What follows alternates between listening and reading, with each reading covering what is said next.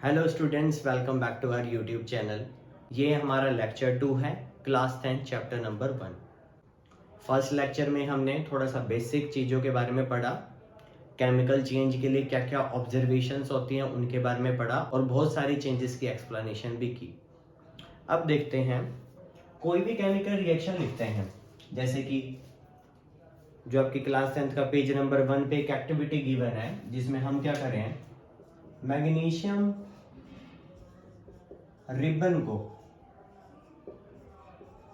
जो कि solid form में है उसको हम बर्न कर रहे हैं, ठीक है। और किसी भी चीज को बर्न किया जाता है वो किसकी प्रेजेंस में किया जाता है, ऑक्सीजन की। अब इससे एक सॉलिड सब्सटेंस बन रहा था, वाइट फ्लेम आ रही थी जिसको हम क्या बोल रहे थे, अब इस सॉलिड सब्सटेंस को हमने क्या बोला, मैग्नीशियम ऑक्साइड, जो पाउडर हमारा कलेक्ट हो रहा था। अब देखो न्यू सब्सटेंस फॉर्म्ड हो रहा है, ठीक है। तो ये केमिकल चेंज होगा और केमिकल चेंज को इस तरह से रिप्रेजेंट करना in the form of reactants and product. किसी भी केमिकल चेंज को इस तरह से रिप्रेजेंट करने को हम बोलते हैं वर्ड इक्वेशन। अब 9th क्लास में हमने सिंबल्स भी तो पढ़े थे, एलिमेंट्स के, कंपाउंड के सिंबल पढ़े थे। अब देखो इनको सिंबल की फॉर्म में लिखते हैं। मैग्नीशियम मेटल है, इसका सिंबल क्या हो जाएगा, Mg, और ब्रैकेट में हम लिख देते हैं इसकी स्टेट। ऑक्सीजन गैस है तो ये O2 फॉर्म में होगा और इसके ब्रैकेट में लिख देते हैं गैसियस इसकी स्टेज। अब देखो मैग्नीशियम ऑक्साइड बना, अब 9th क्लास में बनाते थे ना ऐसे कंपाउंड के फॉर्मूले, इसकी वैलेंसी है +2, इसकी -2, और यहाँ से क्या बनता है MgO, ठीक है। 2 से कैंसिल आउट हो जाता है, 2 कॉमन है तो MgO। ये देखो, या किसी भी केमिकल चेंज को जब हम सिंबलिक रिप्रेजेंटेशन करते हैं इसी को हम बोलते हैं केमिकल रिएक्शन। तो ये अबव केमिकल चेंज की क्या होगी, केमिकल रिएक्शन, और इसी को बोल सकते हैं केमिकल इक्वेशन, ठीक है। केमिकल इक्वेशन बोल लो, केमिकल रिएक्शन बोल लो, ये काफी ज्यादा इंफॉर्मेटिव होती है वर्ड से, ठीक है। सिंबल्स यूज किया जाता है और ये शॉर्ट होती है। हमने 9th क्लास में भी तो पढ़ा है law of conservation of mass, that is mass can neither be created not be destroyed. और ये चीज भी पढ़ी है, total mass before reaction is always equal to total mass after reaction. Means जो सब्सटेंस हम चूज करेंगे रिएक्शन के लिए उन सब का मास इक्वल होगा जो भी नया प्रोडक्ट बनेगा उन सब के। नंबर ऑफ एटम्स देखो, लेफ्ट हैंड साइड कितने हैं, magnesium 1, right hand side magnesium 1, लेकिन यहाँ देखो ऑक्सीजन 2 है और यहाँ पे क्या है 1 है। एक तरह से क्या है, यहाँ डिसबैलेंस है। अब इसको 2 से यहाँ से मल्टीप्लाई कर दूं तो ऑक्सीजन तो बैलेंस हो गया, लेकिन इस वजह से क्या हुआ, ये मैग्नीशियम भी आ गया, तो यहाँ भी हम 2 से मल्टीप्लाई कर देते हैं। एक चीज आपको बहुत ध्यान से रखनी है, जब भी हम मल्टीप्लाई करेंगे किसी भी नंबर से तो आप नीचे नहीं करेंगे, सब्सटेंस के आगे ही करेंगे। अगर सब्सटेंस के आगे मल्टीप्लाई होता है तो दोनों के साथ होगा। अगर कंपाउंड है तो जितने भी एटम उसमें प्रेजेंट है वो जो नंबर है वो सबसे मल्टीप्लाई होगा। अगर जैसे मैं यहाँ करता तो ये इसी से करता, अगर मैं यहाँ करता तो सिर्फ इसी से हो रहा है ये, लेकिन यहाँ पे 2 अलग अलग एलिमेंट है ना हमारे पास, तो ये दोनों से मल्टीप्लाई होगा और नीचे की तरफ नहीं करेंगे। अब यहाँ से क्या होगा, दोनों के पास आ जाएगा। अब देखो 2 मैग्नीशियम 2 मैग्नीशियम और ऑक्सीजन 2 और यहाँ भी ऑक्सीजन 2, ठीक है। तो लॉ ऑफ कंजर्वेशन ऑफ मास को तो सेटिस्फाई कर रहे हैं। अब देखो कोई भी केमिकल रिएक्शंस होती है ना, उसमें आप एरो रिप्रेजेंट कर रहे हैं। अब एरो क्या बताती है कि किस डायरेक्शन में रिएक्शन हो रही है, प्रोसीड कर रही है। ये एक और इंफॉर्मेशन देती है कि रिएक्टेंट्स और प्रोडक्ट्स क्या है। रिएक्टेंट देखो क्या होते हैं, एरो के लेफ्ट हैंड साइड वालों को रिएक्टेंट कहते हैं, लेकिन एग्जैक्ट डेफिनेशन क्या होती है रिएक्टेंट्स की, substance that are required to form product in a reaction, ठीक है। कि किसी भी पर्टिकुलर रिएक्शन में जो भी सब्सटेंस कंबाइन किया जा रहा है, जिसकी रिएक्शन कराई जा रही है, जिससे नया प्रोडक्ट बन रहा है, वही क्या होगा, रिएक्टेंट्स। तो इस पर्टिकुलर केमिकल रिएक्शन में हमारे पास क्या है, 2 रिएक्टेंट है, मैग्नीशियम है और ऑक्सीजन है।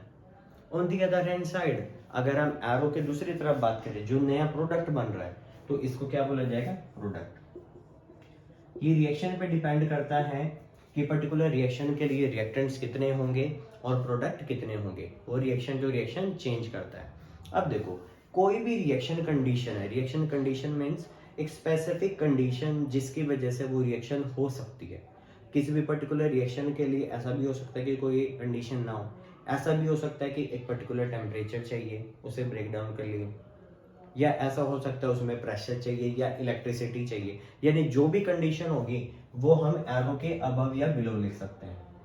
ठीक है, जैसे इस चीज में क्या होगा, आपको हीट करना पड़ेगा, ये हीट का सिंबल है ट्रायंगल।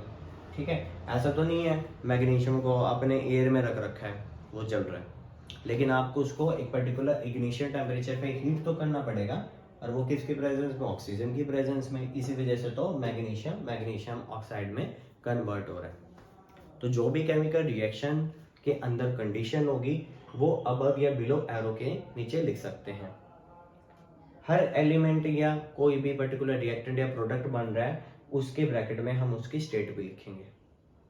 अब कुछ नोटेशंस हैं जिनका हमें पता होना चाहिए। किसी भी रिएक्टेंट या प्रोडक्ट के ब्रैकेट में अगर स्मॉल एस लिखा है दैट मीन्स ये सॉलिड है, उसकी नेचर सॉलिड है। एल लिखा हुआ है दैट मीन्स वो लिक्विड है। सॉलिड से लिक्विड कैसे बन सकता है, बाय हीटिंग, यानी उसको मेल्ट करा रखा था, या उस सब्सटेंस ऑलरेडी लिक्विड फॉर्म में है जैसे कि वाटर। जी लगाते हैं दैट मीन्स वो गैसियस में है यानी वेपर्स फॉर्म में। एक्वस लगाते हैं, अब देखो एक्वस आपके लिए न्यू हो सकता है। जैसे हमने क्या करना है, एक्वस में हम क्या करेंगे, वो पर्टिकुलर सब्सटेंस को हम क्या करेंगे, वाटर में डिसॉल्व करेंगे। अगर ऐसे कोई भी चीज हो रही है तो उसके ब्रैकेट में क्या लिखा होगा, एक्वस, यानी उस सब्सटेंस को वाटर में डिसॉल्व किया गया है। अगर किसी के ब्रैकेट में डाइल्यूट लिखा हुआ है, डाइल्यूट में सिंपली क्या होता है, कोई भी पर्टिकुलर सब्सटेंस जिस भी चीज में डिसॉल्व हो सकता है उसमें उसको डिसॉल्व कर दिया। ठीक है, जैसे कि एसिड है, हम उसको क्या करते हैं, अगर वाटर में मिक्स करते हैं, ठीक है, तो उससे क्या होगा, आपका जो HCl होगा या फिर कोई भी एसिड जो आप लेके चल रहे हैं उसके ब्रैकेट में हम डाइल्यूट कर देंगे क्योंकि वो उसमें डिसॉल्व हो सकता है। NaCl के लिए अगर आप डाइल्यूट लगा रहे हैं दैट मीन्स वो वाटर में हो रहा है।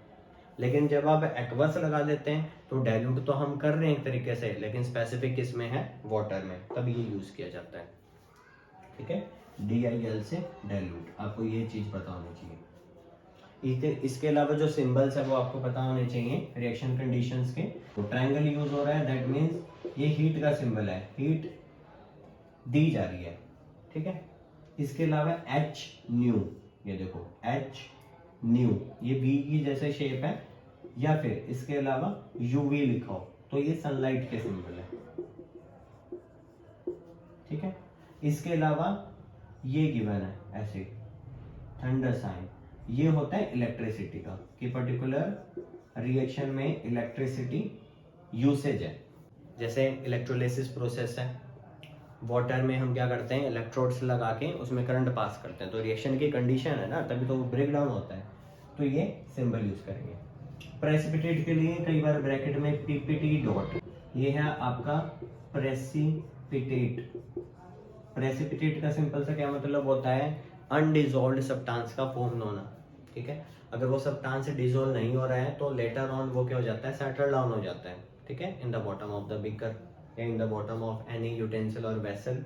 ठीक है, तो PPT लिखा हो, और कई बार क्या होगा, ये एरो नीचे की तरफ लगी होगी, इसका भी मतलब क्या होगा, PPT हो रहा है।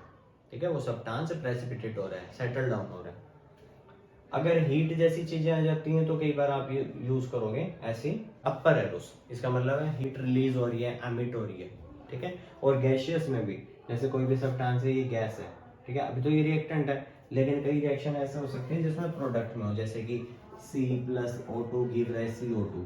ठीक है, तो हम इसके ब्रैकेट में गैस तो लिखेंगे, तो अपर एरो लगा सकते हैं, इसका सिंपल सा मतलब है ये गैस क्या हो रही है, एमिट हो रही है। तो जो भी रिएक्शन कंडीशन है, जिस तरह से सिंबल्स हैं, ये रिएक्शन को और भी ज़्यादा इंफॉर्मेटिव बनाते हैं।